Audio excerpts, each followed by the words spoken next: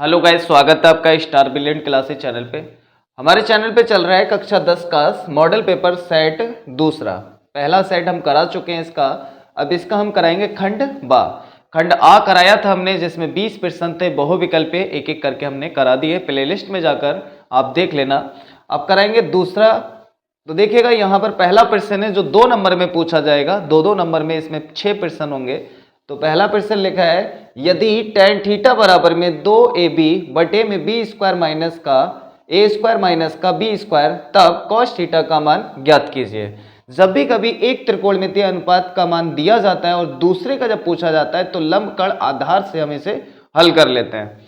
तो tan theta का मान जब दिया है तो tan थीटा का ही सूत्र लगा देते हैं। तो देखिएगा इसे हम कैसे हल करते हैं। लिखेंगे हल और लिखेंगे tan थीटा बराबर 2ab वटे में आएगा ए स्क्वायर माइनस का वी स्क्वायर।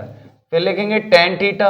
अब tan का हम सूत्र लगा देते हैं। tan का सूत्र क्या होता है? लाला अमृत लाल, काम कर आए, सोना चांदी तोल आए। तो यहां से tan का सूत्र बनेगा लंब वटे में आधार। तो हम यहां पे लिखेंगे लंब वटा आधार। तो लंब का मान यहां से निकल के आएगा 2ab और आधार का मान हमें प्राप्त होगा आधार बराबर में ए स्क्वायर माइनस का वी स्क्वायर। आधार ज्ञात है, लंब ज्ञात है, क्या ज्ञात नहीं है?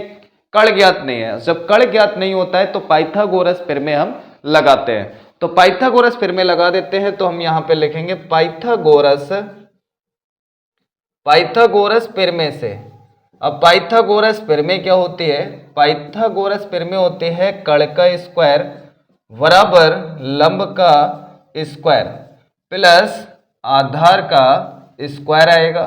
अब कण का स्क्वायर देखिएगा ज्ञात करना है तो हम लिखेंगे कण का स्क्वायर बराबर, यहाँ पे लंब लिखा है तो लंब का मान लगाएंगे 2ab का स्क्वायर। फिर आएगा प्लस आधार का, तो आधार का मान लगाएंगे ए स्क्वायर माइनस का वी स्क्वायर का होल स्क्वायर। कण का स्क्वायर ऐसे ही लिख लेते हैं बराबर, यहां पर देखिएगा 4a स्क्वायर और v स्क्वायर आएगा। 2 का स्क्वायर करेंगे 4 आएगा, a का स्क्वायर आएगा a स्क्वायर, v का स्क्वायर आएगा v स्क्वायर। फिर प्लस इसका हम होल स्क्वायर खोलेंगे तो a स्क्वायर का स्क्वायर, फिर प्लस v स्क्वायर का स्क्वायर, फिर माइनस का 2a स्क्वायर गुणा v स्क्वायर।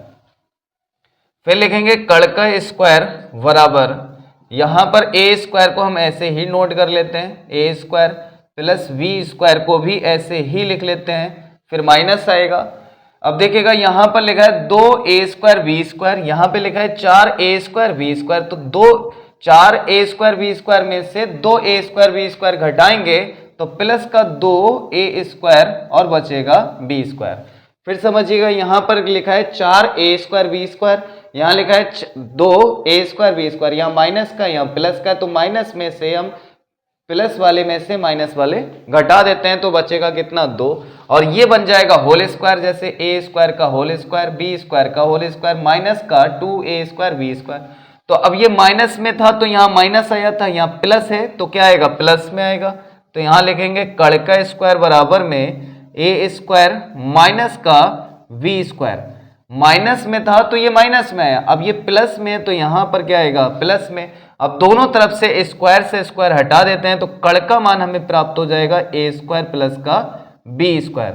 अब हमसे जो मान पूछा है वो किसका पूछा गया? हमें ज्ञात करना है मान किसका? कॉस थीटा का। तो हम यहां पे लिखेंगे कॉस थीटा बराबर, कॉस थीटा का सूत्र लगा देते हैं आधार बटा कण। तो यहां पर आएगा आधार और बटे में आएगा कण। तो cos थीटा बराबर आधार, अब आधार का मान कितना है? ए स्क्वायर माइनस का वी स्क्वायर वटे में कण, तो कण का मान यहां से हमें प्राप्त होगा ए स्क्वायर प्लस का वी स्क्वायर। ये मान आएगा cos थीटा का और यही होगा आंसर।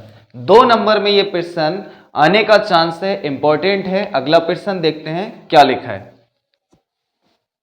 लिखा है बिंदुओं m, n तथा -m-n के बीच की दूरी ज्ञात कीजिए। इसमें 2 बिंदुओं के बीच की दूरी का सूत्र लगेगा। बहुत ही इंपॉर्टेंट प्रश्न है, दो बिंदुओं के बीच की दूरी का क्वेश्चन 100% आने का चांस है 2026 में। तो देखिएगा यहां पर हम लिखेंगे, पहले तो हल कर लेते हैं, बिंदु कौन कौन से हमें दिए हैं, तो लिखेंगे बिंदु m कॉमा n तथा माइनस का m कॉमा माइनस n। अब यहां से पहले हम निकालेंगे x1 और y1, फिर निकालेंगे x2 और फिर y2। तो पहले बिंदु से जो हमें प्राप्त होता है वो x1 और y1 प्राप्त होगा, और दूसरे बिंदु से हमें मिलेगा x2 और y2। तो बिंदु में जो पहले लिखा होता है वो होगा x, और बाद में जो लिखा होता है वो क्या होता है y, भुज कॉमा कोटि। तो यहां से देखिएगा x1 मिलेगा m और ये होगा y1 n। इसी तरीके से इसमें हमें प्राप्त होगा माइनस का m x2 होगा, और ये y2 जो हो जाएगा माइनस का n। हमें दूरी का फार्मूला लगाना है, तो दूरी का सूत्र क्या होता है, रूट के अंदर x1 माइनस का x2 का square plus y1 minus y2 का होल स्क्वायर। कुछ बच्चे सोचते हैं कि यहां पर x2 हो और यहां पर x1 हो, तो यहां पर आप x2 लिखेंगे तो यहां पर x1 लिखेंगे, यहां पर y2 माइनस का y1 लिखेंगे। तो देखिएगा अगर x1 लिखा है तो x2 घटा दो, और y1 है तो माइनस का y2 माइनस करेंगे, फिर लिखेंगे दूरी बराबर रूट के अंदर मान लगा देते हैं, x1 का मान आएगा m माइनस x2 का मान माइनस में है तो क्या आएगा प्लस m का होल स्क्वायर।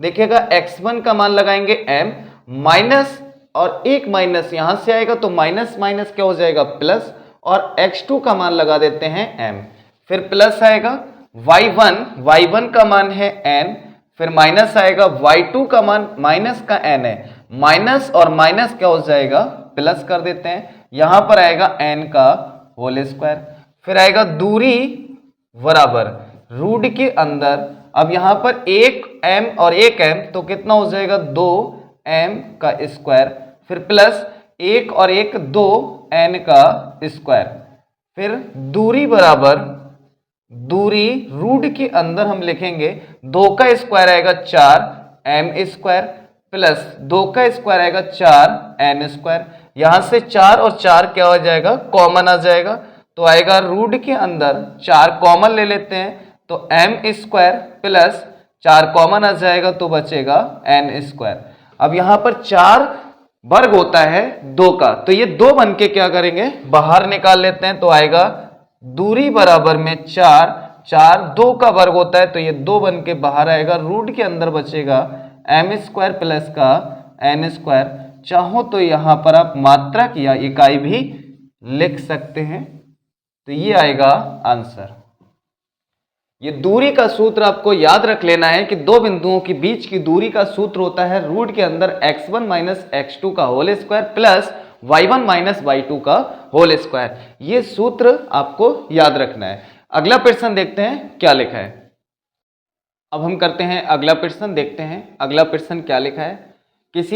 किसी बारंबारता बंटन का माध्य 15 तथा माध्यिका 12 हो तो उसका बहुलक ज्ञात कीजिए। माध्यिका माध्य बहुलक में एक संबंध होता है, यह संबंध आपको याद रखना है, यानी सूत्र होता है। वो कौन सा होता है चलेगा, पहले हम हल करते हैं और लिख लेते हैं। दिया है, इसमें हमें क्या क्या दिया है, माध्य कितना है 15, तो लिख लेते हैं माध्य बराबर 15। फिर माध्यिका का मान भी दे रखा है तो हम यहां पे लिखेंगे माध्यिका बराबर में 12। फिर इसने पूछा है कि बहुलक ज्ञात कीजिए, तो बहुलक पे हम क्या करेंगे क्वेश्चन मार्क लगा देते हैं, बहुलक बराबर क्वेश्चन मार्क। तो इनमें एक संबंध होता है, माध्य माध्यिका बहुलक में एक संबंध होता है, तो वो कौन सा होता है कि बहुलक बराबर में 3 माध्यिका और माइनस का 2 माध्य होता है। यह समांतर माध्य भी लिख सकते हैं यहां पर। तो बहुलक ऐसे ही लिख लेते हैं, बहुलक बराबर 3 गुणा माध्यिका का मान लगा देते हैं 12, फिर माइनस का 2 गुणा माध्य का मान लगा देते हैं 15, फिर आएगा बहुलक बराबर 12 तियां 36 माइनस 15 दूनी 30। फिर बहुलक हमें प्राप्त होगा, बहुलक बराबर 36 में से 30 घटाएंगे कितना बचेगा 6, तो बहुलक कितना आ जाएगा 6। यही होगा आंसर। बहुत आसान प्रश्न है। इस प्रश्न में आपको क्या याद रखना है, इस प्रश्न में ये आपको संबंध याद रखना है, बहुलक माध्यिका और माध्यम संबंध। बहुलक बराबर 3 माध्यिका माइनस का 2 माध्य, माध्य को समांतर माध्य भी लिख सकते हैं। अगला प्रश्न देखते हैं क्या लिखा है। अब हम करते हैं अगला प्रश्न, देखते हैं अगला प्रश्न क्या लिखा है।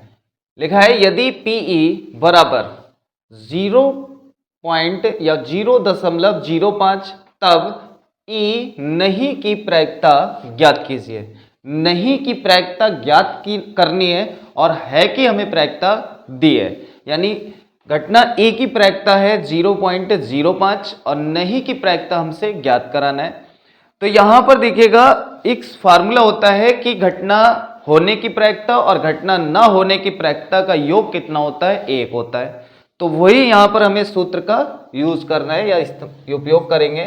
तो हल डालते हैं यहां पर, तो हमें जो दिया है पहले हम उसे लिख लेते हैं। तो दिया है, यहां लिखेंगे दिया है PE बराबर 0.05, घटना E की प्रायिकता 0.05 और E घटना की नहीं की प्रायिकता हमसे पूछी गई है। तो PE पर वार भी लगा सकते हैं या फिर आप इसे वार से नहीं तो डैश से लिख लेते हैं, बराबर में क्वेश्चन मार्क। तो एक सूत्र होता है PE प्लस का PE पर डैश बराबर में 1।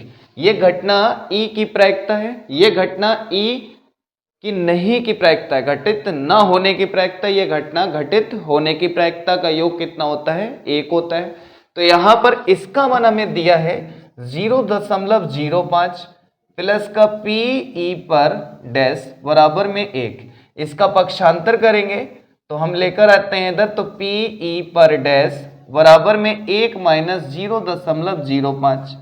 1 में से हम इसे घटा देते हैं तो PE पर डैश बराबर 1 में से 0.05 घटाएंगे तो दशमलव लगा लेते हैं यहाँ पर और 0 0 बढ़ा देते हैं, माइनस करेंगे, ढाई लेते हैं, यहाँ पर 10 हो जाएगा, 5 बचेगा, यहाँ बचेगा 9, 9 में से 0 घटाएंगे, 9 में से 0 घटाएंगे 0 बचेगा, दशमलव यहाँ से बचेगा 0, तो आएगा 0.95। यही होगा आंसर। अतः करके लिख देते हैं, अतः जो इसने पूछा है प्रश्न में E नहीं की प्रायिकता बराबर 0.95 आंसर। इस प्रश्न में क्या करना है कि घटना घटित होने की प्रायिकता दी है और घटना ना घटित होने की प्रायिकता हमसे पूछी है। तो इसमें सबसे इंपॉर्टेंट जो है वो ये फार्मूला है, आपको याद रखना है कि घटना E के घटित होने की प्रायिकता, घटना E के ना घटित होने की प्रायिकता का योग कितना होता है, 1 होता है। यही फार्मूला लगाएंगे, आंसर आ जाएगा। इसके बाद देखते हैं अगला प्रश्न क्या लिखा है। अब करते हैं अगला प्रश्न, देखते हैं अगला प्रश्न क्या लिखा है। निम्न सारणी से माध्य ज्ञात कीजिए। ये 2 नंबर में प्रश्न है। निम्न सारणी से हमें क्या करना है, माध्य ज्ञात करना है। अब अगर माध्य ज्ञात करना होता है तो श्रेणी में क्या होता है कि 2 कॉलम होते हैं, या तो F और X वाला होगा या फिर वर्ग अंतराल वाला होता है। अगर वर्ग अंतराल वाला होगा तो आपको 4 कॉलम बनाने पड़ेंगे, 2 आपको प्रश्न में दिए जाएंगे, 2 आप हल करके बनाएंगे। तो यहां पर देखिएगा वर्ग अंतराल आपको दिया है, वर्ग अंतराल है, बारंबारता है। तो वर्ग अंतराल जब दिया है तो 4 कॉलम बनेंगे। एक तो आपको x ज्ञात करना है और एक f इंटू एक्स ज्ञात करना है। तो देखिएगा इसे हम कैसे हल करते हैं। तो सबसे पहले डालेंगे हल और इसे हम पहले नोट कर लेते हैं। यहां पर लिखेंगे वर्ग अंतराल, वर्ग अंतराल, और इसमें हम लिखेंगे बारंबारता। बारंबारता वाले कॉलम को लिखा जाता है एफ से, स्मॉल एफ होता है। 0 से 2, 2 से 3, 2 से 4, 4 से 6, 6 से 8, 8 से 10।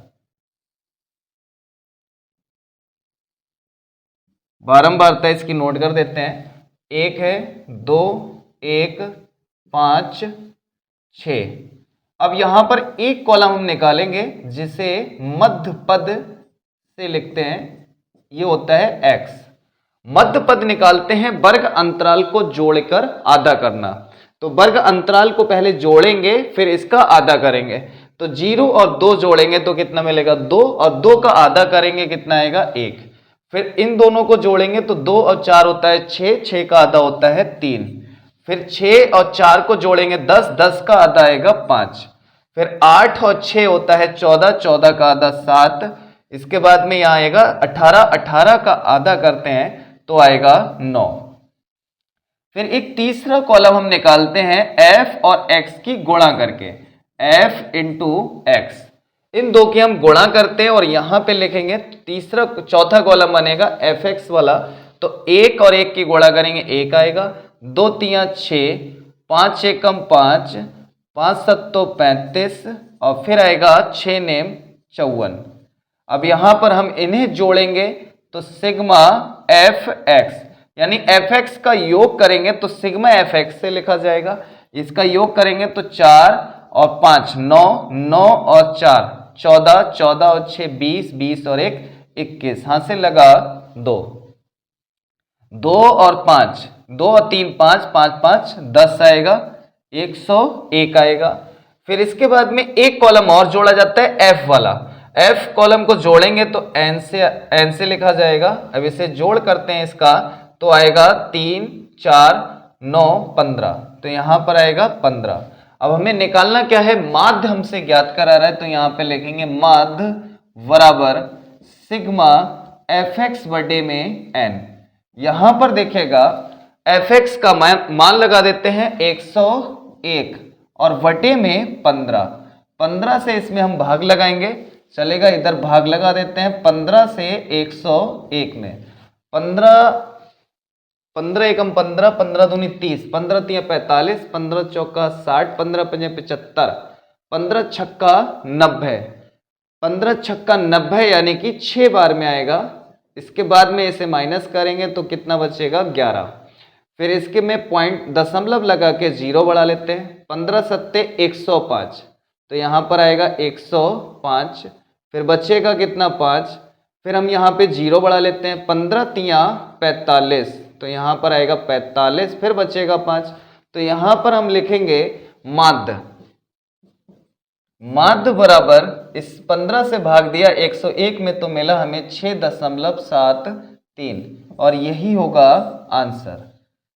इसमें आपको ध्यान रखना है कि वर्ग अंतराल वाला अगर कॉलम दिया जाएगा तो एक x वाला निकाला जाएगा और f इंटू एक्स, फिर इसका योग करेंगे F x, sigma F x आएगा और f वाले कॉलम का योग करते हैं तो क्या आता है n। फिर इसका माध्य का सूत्र लगाना है सिग्मा एफ एक्स बटे में n। सिग्मा n भी लिख सकते हैं तो आपको यहां पर लगाना पड़ेगा सिग्मा n। इससे आगे के प्रश्न हम आपको नेक्स्ट वीडियो में कराएंगे। अगर आप हमारे चैनल पर नए हैं तो लाइक करें, सब्सक्राइब करें, बेल आइकन दबाना ना भूलें। वीडियो को ज़्यादा से ज़्यादा शेयर करें। Okay, thank you.